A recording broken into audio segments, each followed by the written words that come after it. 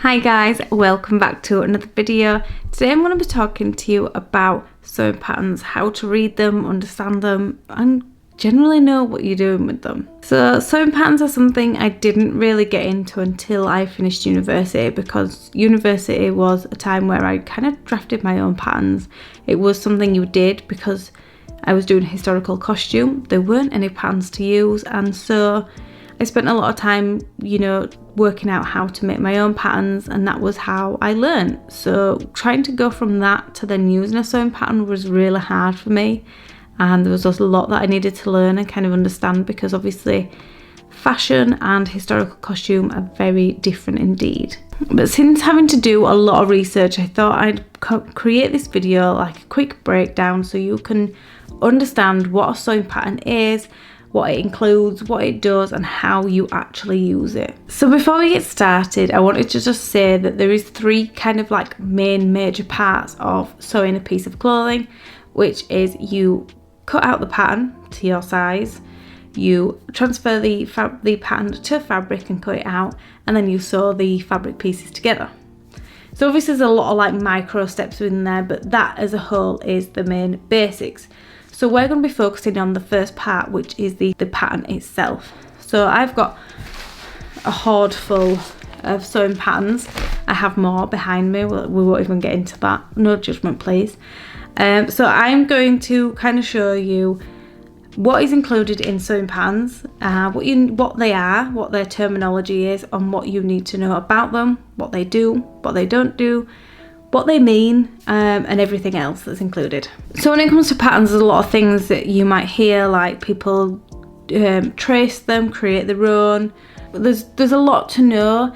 This is just basically like what if you were to pick up a sewing pattern. So if you were to buy this sewing pattern today, what does it tell you? What do you need to know, and what does it all mean? That's exactly what I'm going to be telling you today.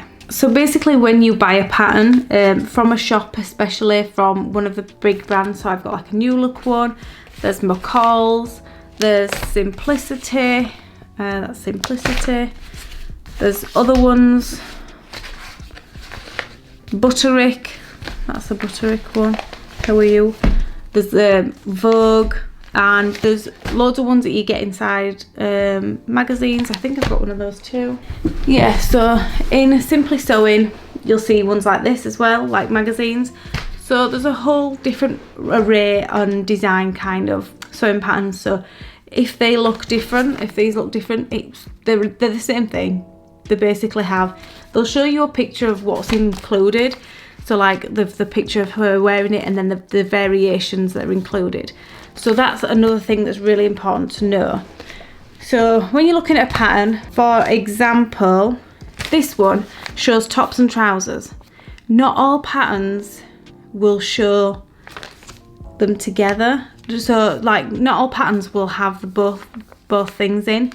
So turn around or look. So like this one shows you exactly what's there from that side, but also sometimes they'll show you on the back. So this one, as you can see, just the trousers, the top's not included. So make sure you don't think you're getting the t-shirt part. Make sure you always check what you're actually getting. It will say a lot of the time on it, most of the time anyway. Like this is a top, you can definitely see it's a top and a dress variation, easy as. But this one's a little bit more confusing because it's showing you it's got a top, but it doesn't, it has the trousers. When you're looking for this, you might also see that they've got the top variation that you have to buy to then go with the trousers if you're wanting the full set. Sometimes they're a little bit more complicated, sometimes they're not. You just have to roll with it and know what you're looking for. Whereas this one, this is quite an old one, but I love it. This is a dungarees, and it shows the t-shirt underneath. Luckily for you, dungarees and the t-shirt underneath. So with this one you do get both, so always check when you're buying a sewing pattern that you're getting exactly what you want from the pattern. So if you see this and think I want both the t-shirt and the dungarees, look on the back or read within the description area here that you are getting both sets. Another thing to note when you're looking at buying sewing patterns is that you buy the right size. So a lot of patterns these days will go from, I think, around an 8 to 20 generally in sizing, but some of the older ones especially will do them in blocks. So you might get the 8 to 12, I think it is, and then the 14 to 20 and things like that. They kind of have, some of the patterns come in block sizes. So if you are looking at older patterns, then make sure that you're looking at the correct sizing. Especially something like this is a junior size, this is not adults, so this will have ages on. Yeah, because I've called it girls, not women's, so it means that it's for like young teens. So this one just says size A at the top here. Don't know if you'll see. There, so it says size A. So you would, if you were looking at this in a magazine and picking it out at a shop, then size A, you'd be able to cross-reference to the kind of chart that they've got and be like, oh, well, that's an age 12 to 14. That's fine. I can get, you know, that's perfect for my daughter, sort of thing. But a lot of the time now they include the whole range of sizes. So it's not so much with modern ones like this, but with older ones like this one. You'll also know, because another trick to find out if it's your size, if you roughly know your body measurements, there is always a chart on the back here. Let me see. There's also this chart around here. It'll say body measurements, and you'll be able to cross-reference your body measurements to these and be like, oh, well, that's not my size. This is not always correct, I will point out. Big warning. Sometimes obviously no person is exactly the size of the pattern. So here it says breast 26, waist 23 and hip 27. You might not match each single one of those. If you are in between, so you might have a larger chest, smaller waist and big hips, quite marginally, go for the bigger measurements, and then you can cater into your waist by, you know, when you're fitting it. If you have a larger bust, there is ways you can alter a pattern to accommodate that. Same with hips and things like that. So always go for the larger measurements. It might say, if you fit in size 12 clothing while you're out shopping generally, and then it turns out that, you know, it comes up that you're a size 16 in a sewing pattern, that's not because you are a size 16, that's just because one of your measurements matches that pattern's size 16. So don't take it as a face value, don't take it as a fact that that is your size, because each pattern's different, because they're made, you know, some are made in Europe, some are made in the US, some are made in UK, and some are, you know, are made in China. So the kind of sizing can be very different. So don't get disheartened if you are usually a size 12 and it says you're a 16, or even, you know, if it says you're usually 16 but you're a size 12, you might be like, oh, okay, thank you. But don't get disheartened, don't take it as face value, because these are all different patterns from all over the world, and everybody's body is different. So now I'm going to run through the main points that you need to know that are on a sewing pattern that you need to watch out for, need to look for, kind of know, so then you can feel comfortable and confident when you are sewing. So the first one is the grain line. The grain line is essentially a line with an arrow on one or two sides, depends on the pattern. It'll be a long line with an arrow on each end, and this will be solid black. This will point in a certain direction on each pattern piece. So your main bodice piece will be laid one way, and the arrow will be going, it can, you know, the line can be going one way on a diagonal, on the other diagonal, straight across. This is all kind of, it can go any way. So if you think it's pointing the wrong way, it's not. That's how it's supposed to be. The grain line's kind of like the anchor for your pattern piece to your fabric. And while that might sound strange, it's hard to explain. When your fabric is made, it's woven or created in a certain way. So when you like pull it and stretch it, everything like that, if you try to move it, there's a natural way of where it goes. So it's like a direction. So your fabric will go in one direction, and that arrow has to match that direction. So say your edge of your fabric is here, and this is the way it goes. So it goes up, that's the way it goes. You want your line to also be going up as well. So you always want to make sure that your edge of your fabric is parallel to your line. So when you're doing this, you measure, you lay your pattern piece on, kind of get a rough gauge, and then you measure from the line to the edge of your fabric just to make sure that it is all the way down the pattern even and, you know, neat and tidy. This is to help your fabric sit the right way, hang the right way, and kind of just be able to be, because if not, if you've got a stretchy fabric and it then is on the bias, so it's cut wrong, then it could sit completely wrong. It could kind of ruffle and do all these things that you don't want it to do, and that's why the grain line is so important. The second one is darts. So darts are usually used for shaping on usually on the bodice. So they usually are, you know, when you get a shirt, they've got the little bust points. They're usually there around the waist, and sometimes on pencil skirts at the top of the hips. Not usually used much on the legs. It's usually around the main areas on a woman, especially where there is excessive curves and kind of like figure hugging kind of garments. So I'll see if I can find an example. I don't have an example right now, but I'll show you one on a pattern I've got. So the dart can either be not triangle, so it usually will be from, you know, unfortunately from the point of the middle of the bust out to the side of the pattern, and it will go from the smallest point and then out into a triangle. It makes it look very odd because it looks like you've just put like a piece of cake in the pattern, but that's because then that gets closed up to create the fit around the bust area or the waist or the hips.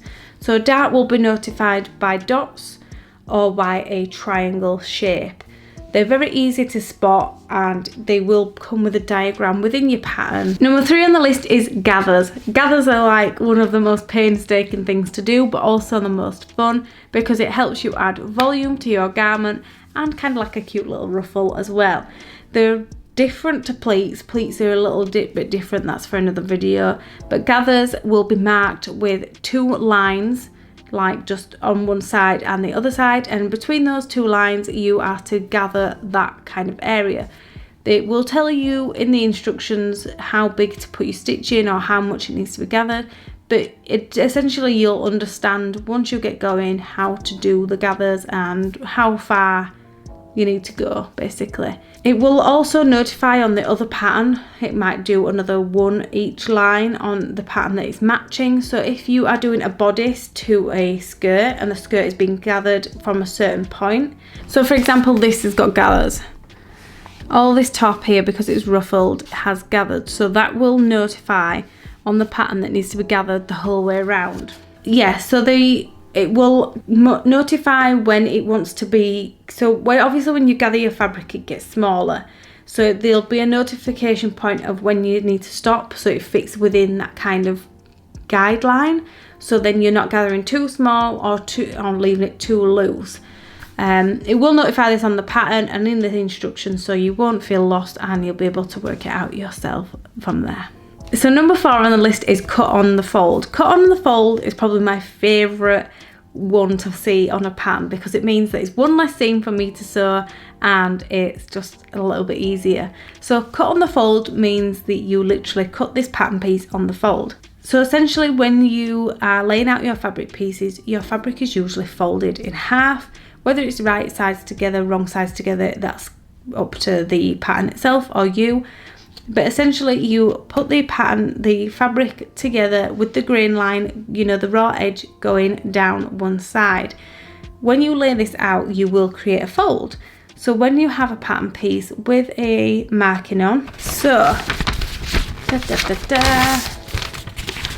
on this pattern, number 4, just above my finger here, you can see a line and then 2 arrows pointing down from that line. That means cut on the fold. So it's saying that this edge, for example, this edge, so you'd have your arrows pointing here and here going this way, so it'd be pointing out, and that's to say that this line wants to be put on the fold. So that is your clear indicator that that piece is to put on the fold and then there's no seam down the front. This is very popular with bodices and dresses because then who wants a seam right down the middle? not many people. I don't think anybody. It's not very nice. So that's a very popular place that you'll see them, is mostly on the bodice and dress pieces. So number 5 on the list is notches. So notches are another thing that indicate to you where the pattern pieces match up. A bit like jigsaw pieces where they've got the like little nubble like going out, or they've got the little piece going in. You'll know that they connect because that's how they do. You know, the pieces connect, they slide together, and that's kind of like what a notch does. So a notch you can either cut into them or cut out, but they are marked by triangles. Sometimes you'll see 2 together and sometimes you'll see 1 on its own. If you see 2 together, that means it needs to be matched to 2 together on the other pattern that it's going to be matched up with. If you see 1, it's to be matched with 1. Because they generally use more than one set of notches on patterns, they go from using 1 and then 2, just so then it's not confusing and it's clearly like indicated that, you know, the 2 back pieces have got 2 notches, and that on the other back piece is 2 notches, so they join them together. And you know, if you're joining a shoulder seam to a shoulder seam, then the 1 notch to the 1 notch is how it's matched. So this, again, similar to the grain line, is a clear indication of your pattern pieces matching together like jigsaw pieces. So number 6 on the list is sizing lines. This is the most complicated part of a sewing pattern. When you are looking to trace your pattern or even cut it out from the original size, you know, original sheet, then you've got to look for your size. This is one of the hardest parts for me personally, because I often get because they're so tiny, I get a little bit lost. I don't need to wear glasses, but I often get lost on trying to find the pattern. So I'll show you a quick example. So as you can see on this pattern, there's all these different lines. Each of these lines represents a size. So you'll be able to see because the numbers are there. Some of them won't have the numbers consistently everywhere like this one. Some of them will just have the lines. So you've got to be able to make sure that you see the line that you want. So I often kind of make a little note somewhere of the kind of style of line I'm copying, so that I can keep track of what I need to be following.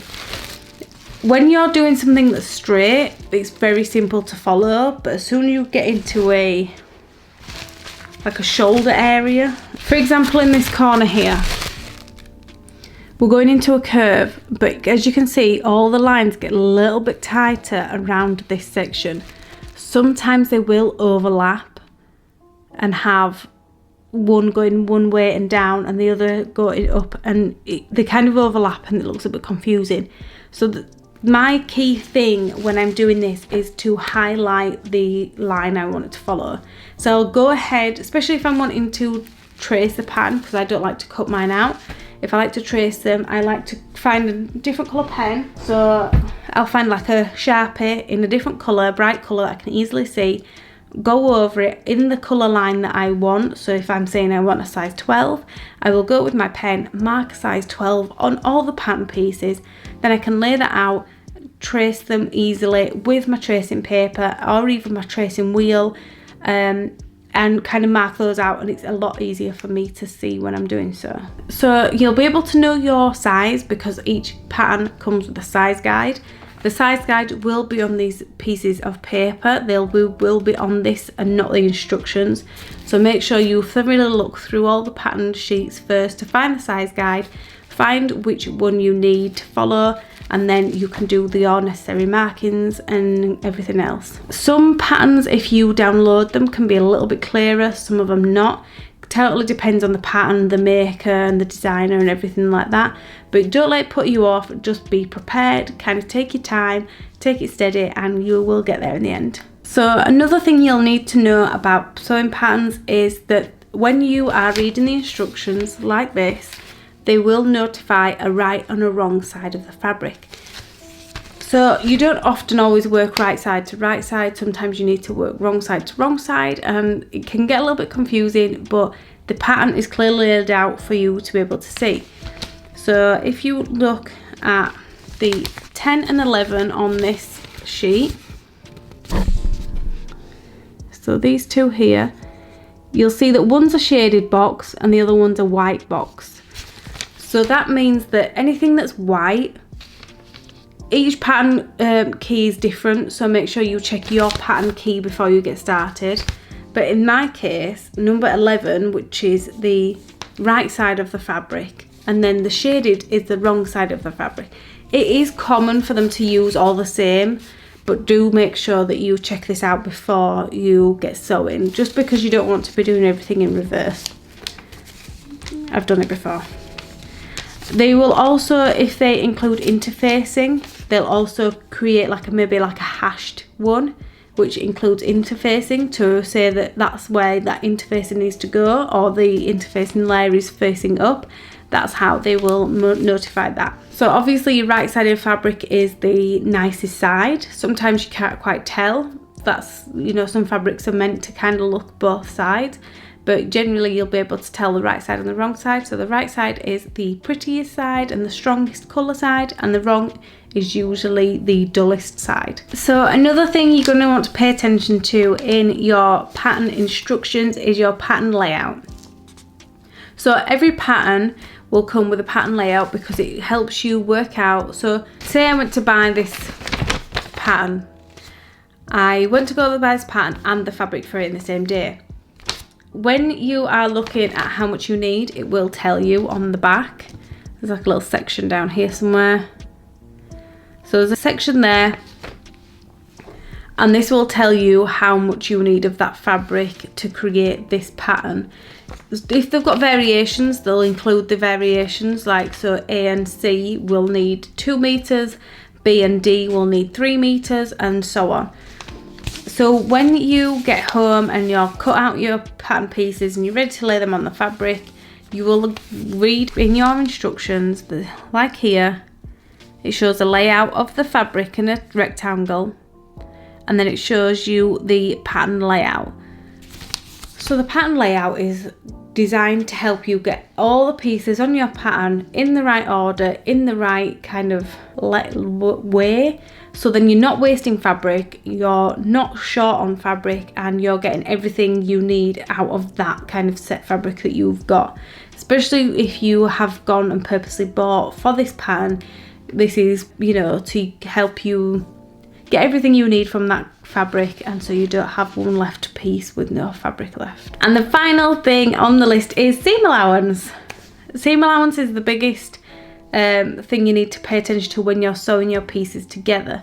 So sewing patterns sometimes include seam allowance, some don't. So make sure you read your instructions and everything before you get started, because before you cut your pattern pieces out, you need to know if the seam allowance is included or not.